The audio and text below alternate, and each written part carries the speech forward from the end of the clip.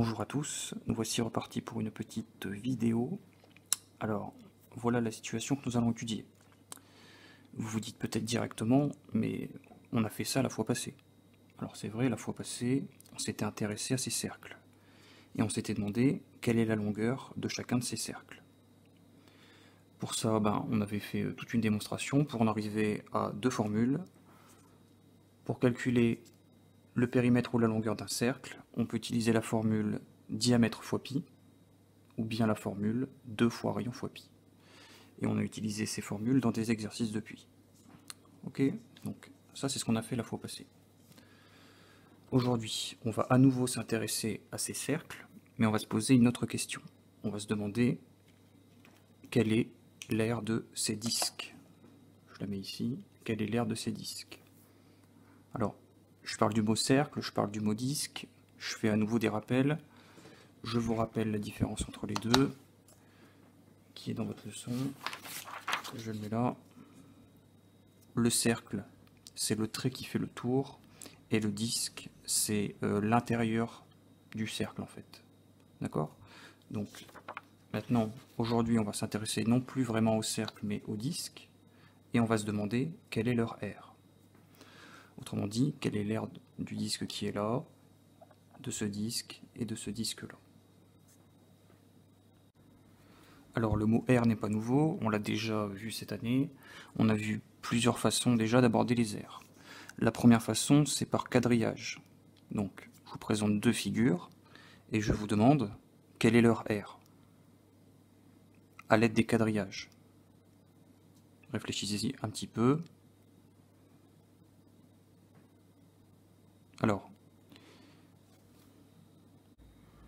Alors vous devez me dire, la question est incomplète. L'aire va dépendre de l'unité d'aire qu'on choisit. Et il y a plusieurs possibilités.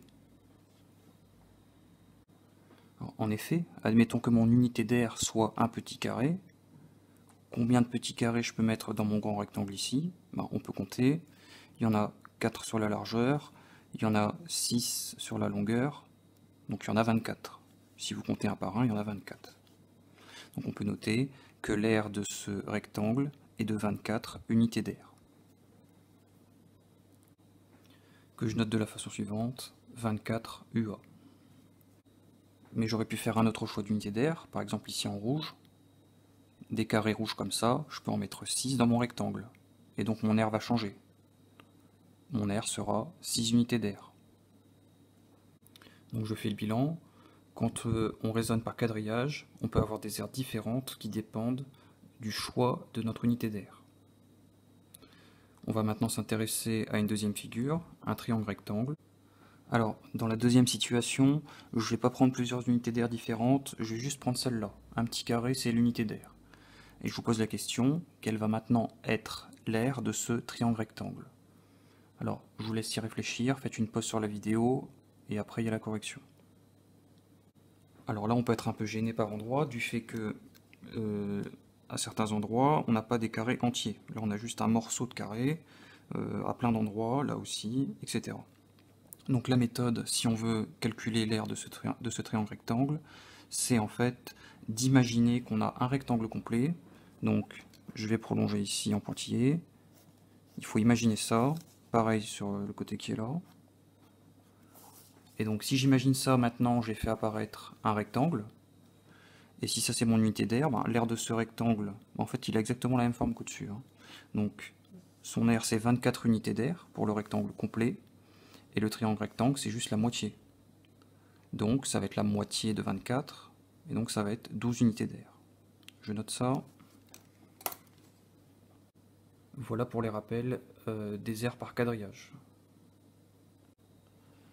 Alors je vous rappelle qu'on a également vu qu'on pouvait aborder les aires d'une autre manière, sans quadrillage, à l'aide de formules. Par exemple ici, on n'a plus de quadrillage, on est bien obligé de trouver une autre méthode. Et donc il y a différentes formules d'aires pour calculer des aires. Donc je vous laisse tout seul là essayer de réfléchir un petit peu. C'est quoi les formules pour calculer toutes ces aires là? Comment est-ce qu'on ferait? Je vous laisse un peu réfléchir à ça. Faites pause. Alors dans le premier cas on a un carré, je vous rappelle que la formule c'est côté fois côté. Et donc ici, comme le côté vaut 2, et bien son aire, ça sera 2 fois 2, qui vaudra 4. Et on n'oublie pas de mettre l'unité, on aura des centimètres carrés. Donc on remplace le C par 2, fois l'autre C, ça vaut 2 aussi, et 2 fois 2, ça fait 4. Et l'unité, je répète, c'est des centimètres carrés. On réfléchit à la deuxième figure. C'est quelle forme? C'est un rectangle. Donc l'aire d'un rectangle. Quelle est la formule? C'est longueur fois largeur. Donc on distingue bien grand L fois petit l. Et une fois qu'on a fait ça, on remplace par les dimensions. Le grand L, il vaut 3, et le petit l, il vaut 2. 3 fois 2, ça fait 6. Et l'unité, à nouveau, centimètres carrés. Ici, quelle forme? Un triangle rectangle. Donc R, triangle rectangle égal. On réfléchit à la formule.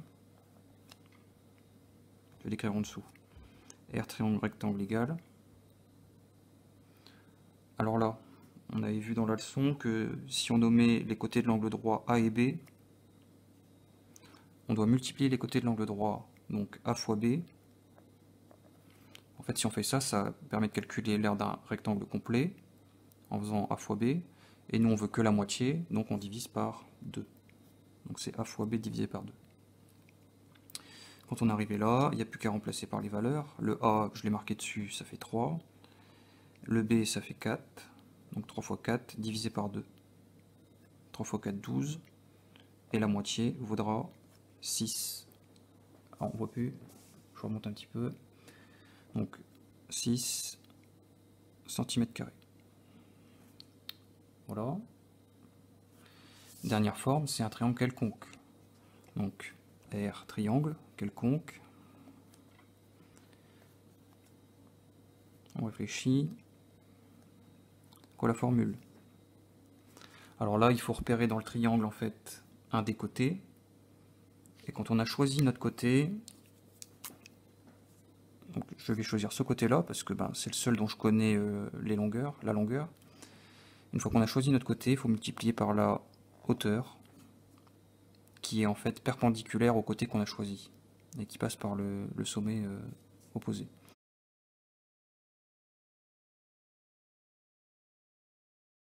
Donc on a choisi ces deux côtés-là, c'est ce qu'on va appeler le côté et la hauteur. Et la formule c'est côté fois hauteur divisé par 2. Ensuite on remplace, le côté vaut 5, la hauteur vaut 3, et on prend la moitié.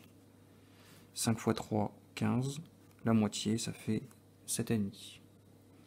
Donc là, l'aire de ce triangle quelconque, elle vaut 7,5 cm². Donc tout ça là c'était juste des rappels, d'accord? Deux façons de voir les aires, soit on fait des quadrillages, soit on utilise des formules. Alors j'ai encore envie de faire des petites remarques. Qu'est-ce que ça veut dire que l'aire elle vaut 4 cm²? Dans ce cas-là, qu'est-ce que ça veut dire 4 cm²? J'ai des petits carrés là qui font 1 cm de côté. Si je prends une règle là, que je les mesure, vous voyez là ça fait 1 cm, c'est pareil sur tous les côtés. Donc c'est des carrés de 1 cm de côté. Si j'essaie de mettre ce carré dans mon grand carré, là, donc mon centimètre carré je le mets là, et que j'essaie d'en mettre plusieurs, combien je peux en mettre? Des centimètres carrés. Je peux en mettre 4. C'est ça que ça veut dire, c'est ce que ça signifie, que l'aire vaut 4 cm², c'est ça que ça signifie. Ok? Deuxième cas, l'aire elle vaut 6 cm², donc ça veut dire que des petits carrés comme ça, je peux en mettre 6. Je le fais.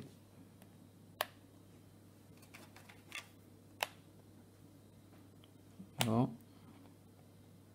Alors cette méthode-là, elle va devenir un petit peu plus embêtante pour la suite. Parce que là, je vais avoir des carrés qui vont dépasser. J'essaie d'en mettre le maximum que je peux, là, sans que ça déborde. Je suis un peu en difficulté, là. Voilà, d'accord. Et après, encore un ici, peut-être. Voilà. Et après, en gros, ça veut dire que tous les morceaux blancs qui me restent, je pourrais mettre l'équivalent de 2 carrés. C'est ça que ça signifie. D'accord? Et le même principe pour le dernier triangle. Dernier rappel que je voudrais faire, c'est j'ai pris plein de petits centimètres carrés, d'accord? Et je les ai tous collés les uns à côté des autres. Donc on va compter combien il y en a. Il y en a 1, 2, 3, 4, 5, 8, il y en a 10 là. Et il y en a 1, 2, 3, 4, 5, 6, 7, 8, 9, 10 là. Donc, alors c'est un carré, il y en a 10 sur chaque côté. Donc s'il y en a 10 là et 10 là, ça veut dire qu'il y en a 10 fois 10, il y en a 100. Donc là j'ai pris 100 cm². Ok? Donc je vais noter peut-être ça dans un coin. Donc j'ai 100 cm², je l'ai noté là. Maintenant, on va faire autre chose. Donc, on a dit, hein, il y a bien 10 carrés sur le côté, donc il y a bien ici 10 cm. Alors, 10 cm, on peut l'écrire d'une autre façon. Je vais le marquer là. 10 cm, on peut le convertir dans une autre unité et dire par exemple que c'est 1 décimètre. Donc j'ai 1 décimètre là et j'ai 1 décimètre là. Donc la figure que j'ai ici, en fait, elle fait 1 décimètre sur 1 décimètre, et donc c'est ce qu'on va appeler un décimètre carré. Donc quand je prends 100 cm², j'obtiens la même chose que 1 décimètre carré. 1 décimètre carré, c'est un carré qui fait 1 décimètre de côté, donc 10 cm sur 10 cm. Et donc on vient de voir en fait que c'est la même chose. 1 décimètre carré et 100 cm², c'est pareil. Donc on peut mettre égal entre les deux. D'accord? Ça, on peut le voir par exemple dans un tableau de conversion, quand on veut convertir des aires. 1 décimètre carré, c'est pareil que 100 cm². Et ça, on l'a déjà vérifié dans un tableau de conversion d'unité d'air. Si dans ce tableau, je place 1 décimètre carré, alors décimètre carré, il y a 2 colonnes. Je rappelle que donc, si je veux placer 1, je me mets dans la colonne de droite. Donc 1 décimètre carré. Si je veux le convertir en centimètre carré, j'ai 2 colonnes à combler avec des zéros. Et donc on a bien ce que j'avais au départ, 1 décimètre carré, qui est égal à 100 cm², d'après le tableau aussi. Donc ça permet de le vérifier. Maintenant, ce que je voudrais faire, c'est revenir à ma situation de départ et voir si je peux pas me débrouiller pour mettre des petits centimètres carrés dans chaque cercle et compter combien il y en a, comme j'ai fait précédemment avec carré, rectangle et triangle, rectangle. Donc je vais faire ça, d'accord? Je reprends après. Donc voilà pour le premier disque. J'ai réussi à placer, alors il y en a combien? Là les deux lignes c'est 2 fois 4, donc il y en a 8, 9, 10, 11, 12. J'ai réussi à placer à l'intérieur du disque 12 cm², sans que ça dépasse trop, d'accord? Ça dépasse un peu par endroit, mais ailleurs il y a encore du blanc. Donc là j'ai envie de dire que mon aire c'est au moins 12 cm². Donc elle est plus grande que 12. Et si je complète ici avec des nouveaux centimètres carrés, là mon disque il va être entièrement recouvert. Autrement dit, mon aire, là, elle est plus petite que tout ça. Et ça, c'est 16 cm². Donc je vais pouvoir un peu faire le bilan là. C'est que mon aire, on a dit qu'elle était entre 12 et 16. D'accord? Là, il y en avait 12. Et après, j'en ai rajouté 4. Donc mon aire, elle va être entre 12 et 16. Je note ça. J'ai fait pareil pour le deuxième disque. Donc j'ai placé des petits carrés. Et je pense que là, je suis pas trop loin de l'aire de mon disque. Il faut pas que je dépasse. Donc pour l'instant, j'ai placé combien de carrés? J'en ai mis 4 ici. Et là, j'en ai mis 6. Donc il y en a 24 dans ce paquet. Plus 4. Donc ça fait 28. Donc là, je peux dire que mon aire, c'est au moins 28. Je vais noter ça. Alors, j'ai enlevé tous les petits carrés là. Et ce que je vais me poser comme question maintenant, c'est ce que j'ai fait déjà c'est imprécis, parce que j'ai pas de valeur précise, je sais juste que c'est entre 12 et 16 et entre 28 et 36, donc pas précis. En plus, c'est assez long à faire, placer plein de petits carrés, déjà il faut les avoir découpés à l'avance, et les placer c'est un petit peu long. Donc je voudrais trouver une autre méthode pour calculer précisément l'aire des disques. Et donc ça va être le but de la suite. comment faire. Alors, je vous rappelle, hein, tout à l'heure, là, on avait vu que pour les autres figures, on a des formules. Bah là, ça va être le même principe pour les disques. On va devoir trouver une formule. Et donc, je vais essayer de vous expliquer d'où vient la formule, et après, on va l'utiliser. Alors, je cherche l'aire d'un disque. Donc, j'ai imprimé un disque, et comme vous le voyez, je l'ai partagé en plusieurs parts. 1, 2, 3, 4, 5, 6, 7, 8. En rouge, il y a 8 parts, et il y en a autant en blanc. Donc, il y a 16 parts. Donc, j'ai fait la même chose sur une autre feuille, et j'ai tout découpé. D'accord? Donc, les 8 parts rouges, je les ai là, et j'ai encore un petit paquet ici. J'ai la même chose avec les parts blanches. Et ce que je vais faire, c'est que je vais réorganiser les formes, hein, les petits triangles qui sont là. Je vais les réorganiser pour obtenir une autre forme. Donc j'y vais. C'est pas tout à fait des triangles, hein, parce qu'il y a un côté arrondi, mais bon. Et donc je vais faire une nouvelle forme. Donc j'ai 8 triangles en rouge. Je vais les placer les uns à côté des autres. Voilà.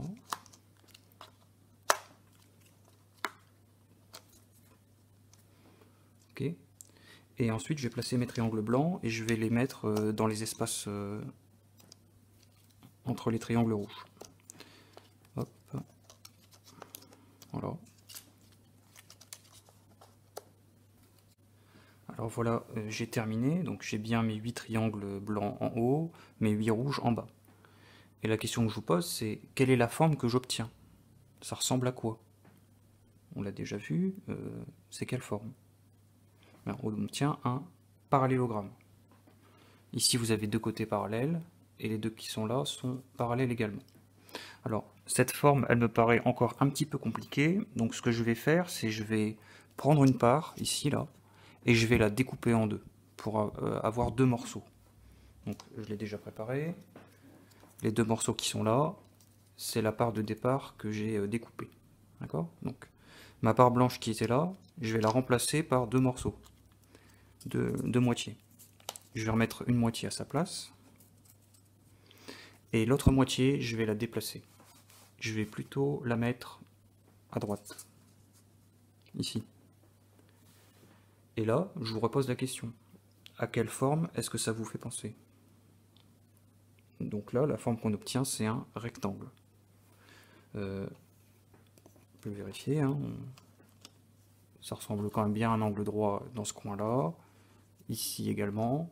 Dans les quatre coins, ça ressemble à des angles droits. Et donc, au départ, j'avais un disque. J'ai réorganisé les morceaux et maintenant j'obtiens un rectangle. Et nous, on cherche l'aire du disque. Hein. Ben, l'aire du disque, ça sera la même chose que l'aire de ce rectangle-là. Parce que l'aire ne change pas quand je déplace les morceaux, hein, ce sont les mêmes morceaux. Donc l'aire est conservée. Et donc maintenant, ce qu'on va chercher, c'est l'aire de ce rectangle. Alors, je vous rappelle que pour calculer l'aire d'un rectangle, on doit faire la longueur fois la largeur. Et donc, ce que je cherche maintenant, c'est combien est-ce que ça mesure ça, c'est quoi ça en fait, et ça également. Combien ça vaut. Donc pour ça, je vais revenir à mon disque de départ pour m'aider, et je vais comparer les choses. Donc, moi, ce que je cherche en gros là, c'est cette longueur-là. Ok? Donc, qu'est-ce qui se passe quand je la replace dans mon disque de départ? Donc moi je cherche cette longueur-là. Cette longueur-là, c'est en fait la même chose que le rayon du disque. D'accord? Donc ça, c'est le rayon du disque, que je peux par exemple appeler R.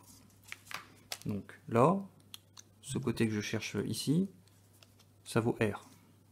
Ça, c'est le rayon du disque R. Alors maintenant, il me reste à déterminer ici la longueur du rectangle. Donc cette longueur, en fait, elle est composée de 8 parties, qui sont des morceaux légèrement arrondis, d'accord? Et il y en a 8. Donc, si je reprends ma figure de départ, partie arrondie qui est là, ça correspond à ici sur le disque de départ. Et on a vu que on en avait besoin de 8. Donc, en gros, la partie qui m'intéresse, c'est ça. Je remonte encore une fois, je m'intéresse à ça. Ah, qu'est-ce que c'est ça? C'est la moitié d'un tour complet. Autrement dit, ça, c'est la moitié du périmètre du cercle. C'est la moitié du périmètre du cercle.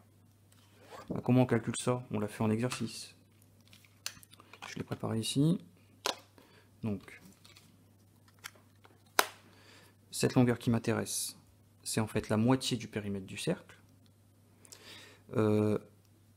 Pour calculer le périmètre d'un cercle, on peut utiliser la formule 2 fois rayon fois pi. Et comme on veut la moitié, on divise par 2. D'accord? Périmètre du cercle divisé par 2. Une fois que j'ai obtenu cette formule, ben, les deux en fait ils vont s'annuler, parce que je vais avoir 2 divisé par 2. 2 divisé par 2, ça fait 1. Donc en gros, les deux là, je peux les oublier.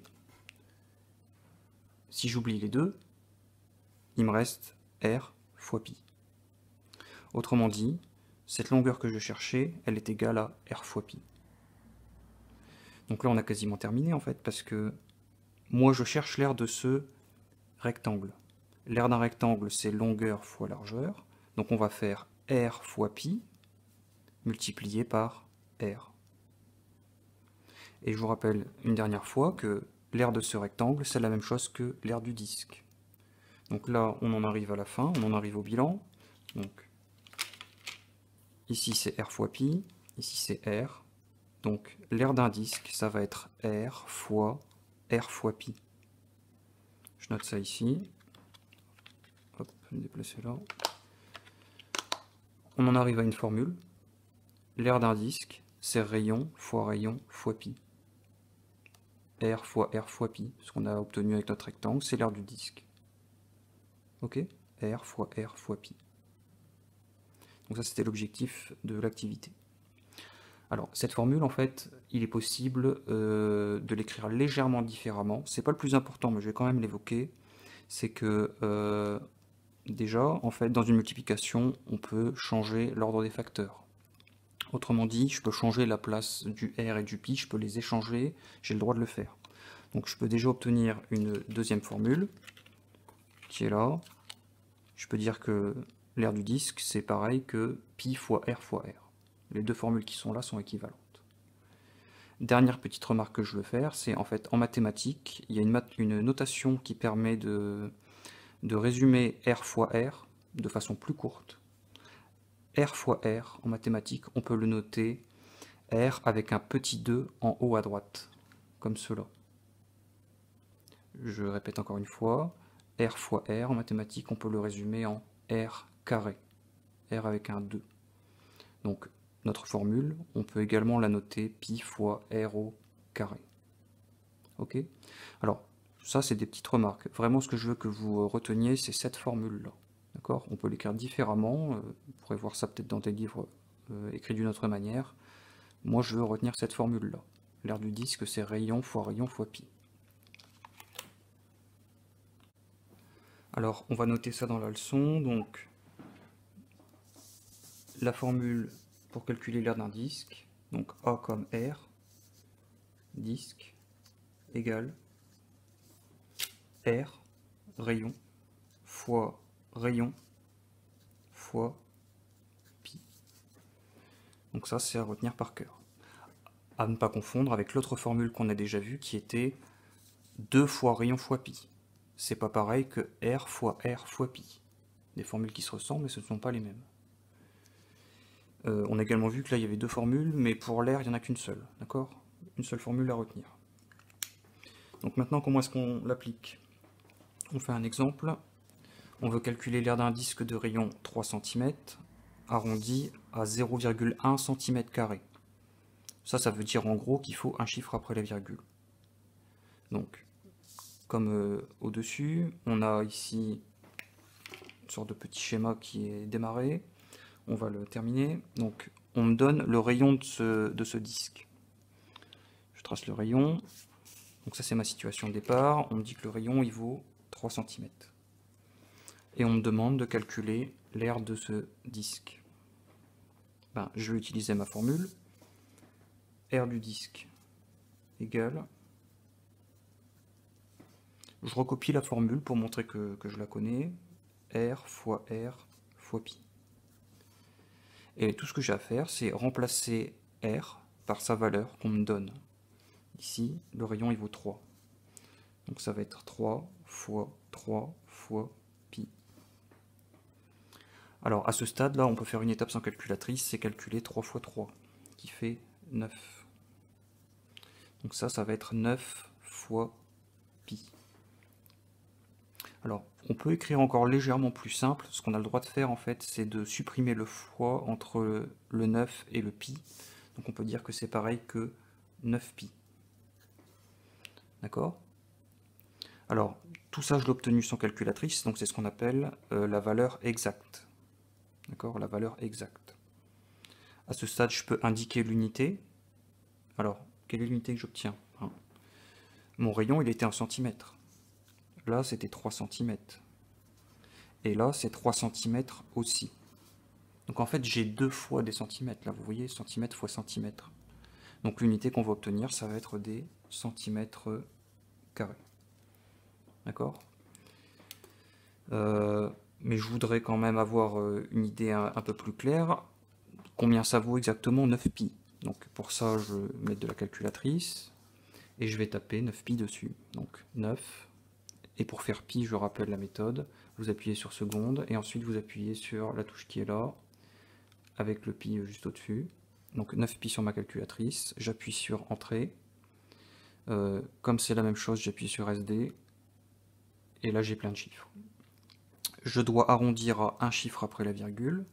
Donc je vous rappelle la méthode. Vous coupez un chiffre après la virgule. D'accord? Hop. Donc on voit 28,2.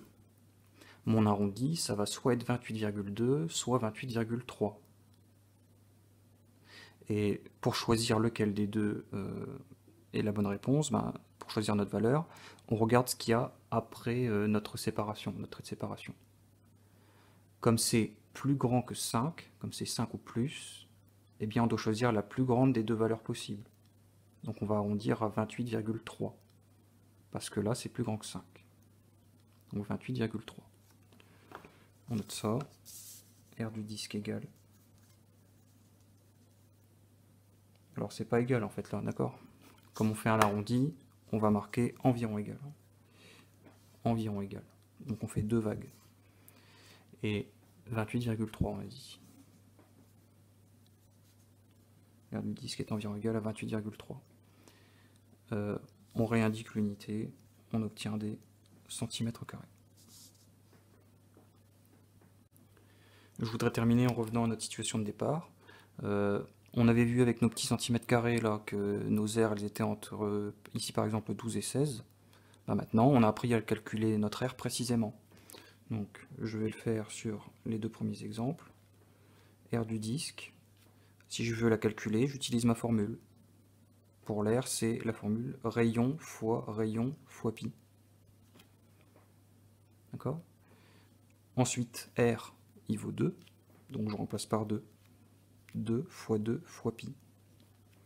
2 fois 2, 4, donc c'est égal à 4 pi. L'unité qu'on obtient, centimètre carré. Et à ce stade, donc j'ai la valeur exacte. Si je veux une valeur arrondie, je prends la calculatrice et je tape 4 pi. Je vais poser 4 pi. J'appuie sur seconde et j'appuie sur la touche ici en bas. 4 pi. Alors, j'ai pas de consigne sur les arrondis là. On va arrondir à un chiffre après la virgule. Donc là, réfléchissez à l'arrondi, c'est combien? Un chiffre après les virgules. On arrondit à 12,6. D'accord? Parce qu'après c'est 5 ou plus. Donc environ égal à 12,6 cm². À côté, c'est le même principe. Si je veux calculer l'aire du disque, j'utilise la même formule. C'est rayon fois pi. Et je remplace le rayon ici par 3. 3 fois pi. 3 fois 3, 9 pi. C'est la même unité des centimètres carrés. Et je prends la calculatrice pour terminer. En fait, on l'a fait, c'est exactement les mêmes valeurs que tout à l'heure. Vous regardez bien dans la leçon ce qu'on a fait là. Donc ça fait 28,3 environ centimètres carrés. Et donc, ce qu'on avait fait envers, c'est vérifier. Vous voyez bien ici qu'on a trouvé une aire qui est bien entre 12 et 16. Et là, on a trouvé une aire qui est bien entre 28 et 36. Donc voilà, cette vidéo est terminée. À bientôt.